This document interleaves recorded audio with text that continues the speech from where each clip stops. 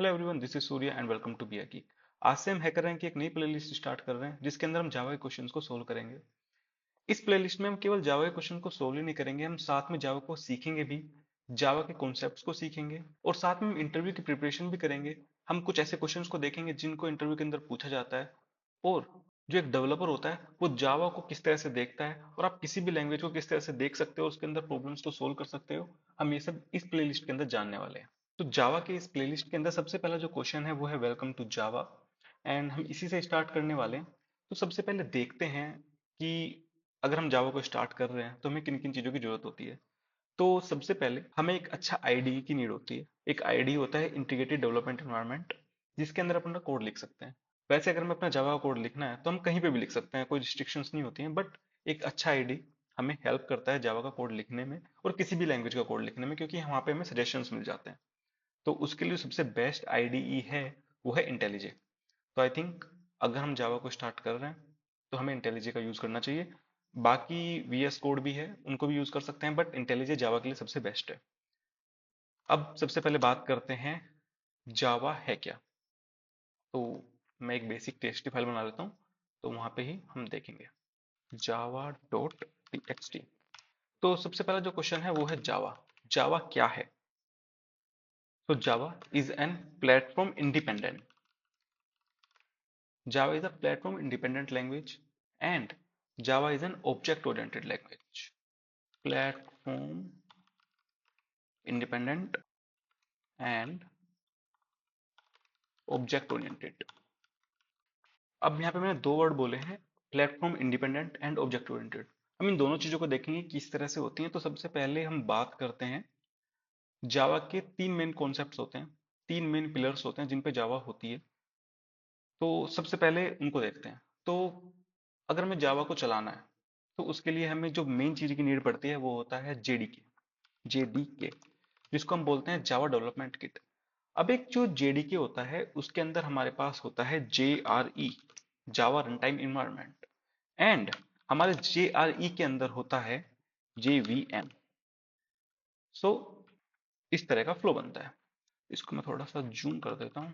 तो सबसे पहले देखते हैं JVM क्या होता है। तो जो एक JVM होता है वो एक एब्स्ट्रैक्ट मशीन होती है। ये किस तरह की, लाइक, ये कोई ऐसी स्पेसिफिक मशीन नहीं है, ये जस्ट एक सॉफ्टवेयर है जो हमारी लैपटॉप के अंदर होता है, और इसकी हेल्प से हम अपने जावा के कोड को अपनी मशीन के अंदर चलाते हैं। तो सबसे पहले अगर हम अपने JVM को देखें, ये हमारे बाइट कोड को मशीन कोड के अंदर कन्वर्ट करता है, और जो हमारे मशीन कोड होता है ये हमारे CPU के पास जाता है, एंड देन फिर हमें इससे हमारे कोड का आउटपुट मिलता है। नाउ ये हमारे बाइट कोड को कन्वर्ट करता है मशीन कोड के अंदर। तो JVM के पास हमारा जो बाइट कोड है वो कहाँ से आया? तो जो हमारा JVM होता है उसको बाइट कोड हमारे कंपाइलर से मिलता है, और ये हमारा कंपाइलर JRE के अंदर होता है, जावा रन टाइम इन्वायरमेंट। तो सबसे पहले लेट्स से हमारे पास एक जावा का प्रोग्राम है। तो जब हम इसको कंपाइल करते हैं तो ये सबसे पहले हमारा कन्वर्ट होता है बाइट कोड के अंदर। मैं इसको यहाँ पे कॉपी पेस्ट कर देता हूँ। तो सबसे पहले हमारे पास जावा प्रोग्राम होता है, वो कंपाइल होता है, उससे हमें बाइट कोड मिलता है, फिर हमें मशीन कोड मिलता है, एंड बाइट कोड और मशीन कोड के बीच में जो हमारे बाइट कोड को मशीन कोड के अंदर कन्वर्ट करता है वो हमारा JVM होता है। तो यहाँ पे हमारा बीच में JVM आता है। तो हमारा कुछ फ्लो इस तरह से बनता है, जावा प्रोग्राम कंपाइलर, कंपाइल होता है बाइट कोड, फिर JVM जाता है मशीन कोड के अंदर कन्वर्ट करता है, देन वो CPU के पास जाता है, देन हमें वहां से फिर आउटपुट मिलता है। इसके बाद में हमारा आता है JRE। JRE क्या करता है एंड JRE है क्या? तो JRE जो हमारा होता है वो होता है जावा रन टाइम इन्वायरमेंट। JRE के अंदर ही हमारे पास कुछ लाइब्रेरीज होती हैं, एंड साथ में उसके पास होता है हमारा JVM। तो ये जो हमारा JVM होता है वो हमारे JRE के अंदर होता है, और हमारा जो JRE होता है वो हमारे JDK के अंदर होता है। और अगर आपको कभी अपने लैपटॉप के अंदर जावा इंस्टॉल करनी है तो उसके लिए आपको JDK की नीड पड़ती है। तो JDK हमारा ये होता है। तो बेसिकली अगर हमें जावा को रन करना है तो हमें JDK की नीड पड़ती है, और JDK के अंदर हमारे पास JRE और JVM होता है, जिनकी हेल्प से हम अपना कोड चलाते हैं। अब ये हमारी लाइब्रेरीज क्या है? तो लाइब्रेरीज को आप कुछ इस तरह से समझ सकते हो, हमारे पास कुछ प्री रिटर्न कोड है जिसकी हम हेल्प से अपना कोड को इजीली लिख सकते हैं। तो लाइब्रेरीज जस्ट ये हैं। सो ये हमारा एक जावा प्रोग्राम का मेन फ्लो है। तो हमें इस फ्लो को देखना है, जब हम अपना जावा कोड लिखेंगे वो किस तरह से काम कर रहा है और किस तरह से जो हमारा फ्लो है उसको फॉलो कर रहा है। अब हम बात करते हैं अपने प्रॉब्लम की। तो अगर आप यहाँ पे देखोगे तो हमारे पास यहाँ पे जावा के डिफरेंट डिफरेंट वर्जन है, एंड 15 सबसे लेटेस्ट है इसके अंदर, तो हम 15 को यूज करने वाले हैं। एंड बहुत सारी चीजें, अभी ये पहला क्वेश्चन है तो इसमें बहुत सारी चीजें ऐसी होंगी जिनको आप समझ नहीं पाओगे, तो ट्राई करेंगे कि उनका बेस टच कर पाए, एंड देन आगे आने वाली वीडियोस के अंदर उनको देखेंगे कि ये होती क्या है। सबसे पहले अपनी प्रॉब्लम से स्टार्ट करते हैं। Welcome to the world of Java. In this challenge we practice printing the std out the code stub in our code editor. Declare a solution class and a main method. Complete the main method by copying the two lines of the code below and pasting them inside body of your main method. Okay, so basically हमें बोला गया है कि हम इनको copy करेंगे and we have to paste into the main body of our solution class. Okay, so हमें just simple run करना है एंड जो हमारा कोड है वो तो पास हो जाएगा। बेसिक जो हमारी प्रॉब्लम थी वो तो ये थी। अब हमें इसको समझना है कि इसके अंदर लिखा क्या हुआ है, और जावा का एक बेसिक छोटा सा प्रोग्राम बना के देखेंगे, एंड उसके अंदर जितनी भी चीजें हमारी यूज होती हैं उन सभी चीजों को देखेंगे। एंड जो हमने अभी फ्लो देखा था, जो हमारे पास यहाँ पे फ्लो था, ये फ्लो भी देखेंगे कि किस तरह से हमारा एक जावा के प्रोग्राम के अंदर फिट होता है। बेसिक हमें इस क्वेश्चन के अंदर करना क्या था, हमारे पास यहाँ पे दो लाइनें थी, हेलो वर्ल्ड, हेलो जावा, जिनको हमें प्रिंट करा के देखना था, और ये हमारा यहाँ पे प्रिंट हो भी रहा है, हेलो वर्ल्ड हेलो जावा। अब ये देखते हैं कि प्रिंट हो कैसे रहा है। सबसे पहले इन्होंने बोला है कि हमें एक क्लास बनानी है, सॉल्यूशन क्लास। ऐसा करते हैं, अपने आईडीई के अंदर जाते हैं और एक सॉल्यूशन क्लास बनाते हैं। सबसे पहले अगर हमें क्लास बनानी होती है इंटेलिजे के अंदर, तो हम राइट क्लिक करते हैं एंड हम जावा क्लास देते हैं एंड नाम रखते हैं सॉल्यूशन। ये हमारी एक सॉल्यूशन क्लास है। थोड़ा सा मैं इसको जूम इन कर देता हूँ। ओके, अब यहाँ पे क्वेश्चन आता है ये क्लास है क्या। हमने पहले बोला था कि जावा एक प्लेटफॉर्म इंडिपेंडेंट लैंग्वेज है एंड ऑब्जेक्ट ओरिएंटेड लैंग्वेज है। तो हमें सबसे पहले देखना है कि ये ऑब्जेक्ट ओरिएंटेड क्या होता है। इसी से हमें पता लगेगा कि जो हमारा ये क्लास है ये क्या है। सबसे पहले देखते हैं ऑब्जेक्ट ओरिएंटेड को। ऑब्जेक्ट ओरिएंटेड में सबसे पहले क्लास आती है एंड देन फिर आते हैं ऑब्जेक्ट्स। क्लास होती क्या है। क्लास एक सेट ऑफ ऑब्जेक्ट्स है जो सेम कैरेक्टरिस्टिक्स, सेम प्रॉपर्टीज को शेयर करता है। Now what is object. Object क्या है। ऑब्जेक्ट वो चीज है जो क्लास से बनता है। अब इसको थोड़ा सा रियल लाइफ एग्जांपल पे देखते हैं। Let's say human. ह्यूमन एक क्लास है और उसके जो ऑब्जेक्ट्स हैं वो हम हैं। Let's say me and you. हम एक ऑब्जेक्ट्स हैं ह्यूमन क्लास के। ह्यूमंस के अंदर कुछ प्रॉपर्टीज हैं, जैसे थिंकिंग, ईटिंग। ये हमारी प्रॉपर्टीज हैं, एंड इसके अंदर बहुत सारे ऑब्जेक्ट्स हैं। जितने भी ह्यूमंस हैं सब ऑब्जेक्ट हैं एक तरह के। जैसे सूर्या एंड यू, हम सब ऑब्जेक्ट्स हैं। ये हमारी क्लास है।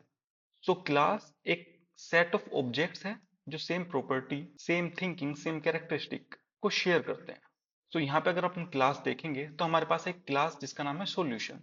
सॉल्यूशन के अंदर हमारे अलग अलग ऑब्जेक्ट्स हो सकते हैं जो सॉल्यूशन क्लास की प्रॉपर्टीज को शेयर करेंगे। आने वाली वीडियोस के अंदर में इसको और डिटेल में देखेंगे, जब हम अपनी क्लासेस को बनाएंगे एंड उसके अंदर डिफरेंट डिफरेंट ऑब्जेक्ट्स बनाएंगे, तो हम तब देखेंगे। अब हम बात करते हैं मेन फंक्शन की। अगर हमें अपना मेन फंक्शन लिखना होता है तो हम क्या करते हैं, पब्लिक स्टैटिक वॉइड मेन। इसके थ्रू हम अपना मेन फंक्शन लिखते हैं। अब इसके अंदर हमारे पास चार पांच टर्म आती हैं, पब्लिक आता है, स्टैटिक आता है, वॉइड आता है, एंड ये स्ट्रिंग आर्ग्स आते हैं। And what is main. जो हमारा वॉइड होता है वो हमें बताता है कि जो हमारा मेन फंक्शन है वो क्या रिटर्न करने वाला है। मतलब फंक्शन को हम कुछ इस तरह से देखते हैं। लेट से हमारे पास कोई भी गैजेट है, इलेक्ट्रॉनिक गैजेट है, या कोई भी हमारे पास कुछ ऐसा इंस्ट्रूमेंट है जिसपे हम इनपुट देते हैं, वो हमें कुछ आउटपुट देता है। Let's say guitar. गिटार में अगर हम अपनी स्ट्रिंग को बजाते हैं तो वो हमें साउंड प्रोड्यूस करके देता है, तो उसका आउटपुट साउंड होता है। जो हमारा मेन फंक्शन होता है वो हमें कुछ भी आउटपुट नहीं देता। अब बात आती है पब्लिक की। जावा के अंदर हमारे पास एक्सेस स्पेसिफायर्स होते हैं। ये तीन तरह के होते हैं, पब्लिक, प्राइवेट एंड प्रोटेक्टेड। इनके बारे में भी आगे बात करेंगे, बट पब्लिक एक ऐसा एक्सेस स्पेसिफायर है जिसको हम कहीं से भी एक्सेस कर सकते हैं। Now static. स्टैटिक भी हम बाद में ही टच करेंगे, क्योंकि ये भी काफी बड़ा टॉपिक है और इसके अंदर बहुत सारी चीजें हैं। बट फॉर नाउ स्टैटिक किसी भी चीज को ऐसा बना देता है जिसको हम अपनी क्लास के थ्रू एक्सेस कर सकते हैं। जैसे हमारा मेन फंक्शन था, ये हमारी सॉल्यूशन क्लास के अंदर है, तो हम इस मेन मेथड को अपनी क्लास के थ्रू एक्सेस कर सकते हैं क्योंकि ये स्टैटिक है। आने वाली वीडियोस के अंदर देखेंगे स्टैटिक को पूरा कि होता क्या है और किस तरह से काम करता है। बट अभी के लिए अगर कोई भी फंक्शन, कोई भी वेरिएबल स्टैटिक है तो हम उसको अपनी क्लास के थ्रू एक्सेस कर सकते हैं। अब हम बात करते हैं मेन फंक्शन की। तो जो हमारा मेन फंक्शन होता है, इसी मेन फंक्शन से हमारा प्रोग्राम स्टार्ट होता है। ये हमारा जेवीएम के लिए एक एंट्री पॉइंट होता है, जहां से हमारा जो प्रोग्राम है वो स्टार्ट होता है। तो हमें जितना भी कोड लिखना होता है, जितने भी हमें ऑपरेशन कराने होते हैं, उनको हम मेन फंक्शन से ही स्टार्ट करते हैं। लेट से अगर हमें मुझे कुछ भी कोड लिखना है तो मैं मेन फंक्शन के अंदर लिखूंगा, एंड देन वहां से फिर वो ब्रांच होके जो मेरा पूरा वर्क है वो करेगा। तो सबसे पहले जो हमारा एग्जीक्यूट होता है वो हमारा मेन फंक्शन एग्जीक्यूट होता है। मेन फंक्शन हमारा एंट्री पॉइंट होता है, और इसी वजह से हमारा ये पब्लिक होता है, बिकॉज हमें जीवीएम को कुछ ऐसा मेथड चाहिए जिसको वो टारगेट कर सके, जिसको वो रन कर सके, और वो पब्लिक होना चाहिए, वो कहीं से भी एक्सेस होना चाहिए।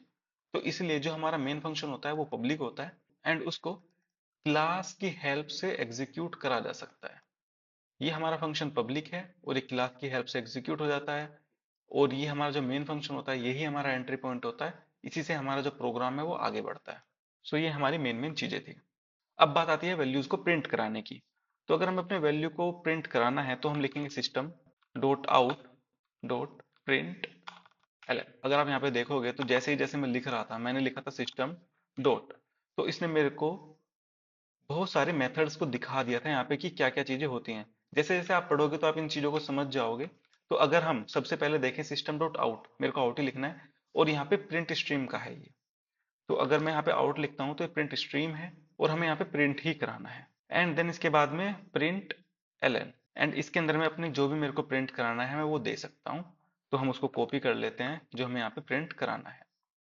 तो ये हमारा हेलो वर्ल्ड, ये हमारा था, हमें इसको यहाँ पे प्रिंट कराना है, तो हम इसको यहाँ पे लिख देंगे। अब हमें वापस से एक प्रिंट कराना है, तो इसको शॉर्टकट में लिखने के लिए हम क्या लिख सकते हैं, S U T out, system dot out dot print L N, and then हम इसको भी यहाँ पे प्रिंट करा देंगे।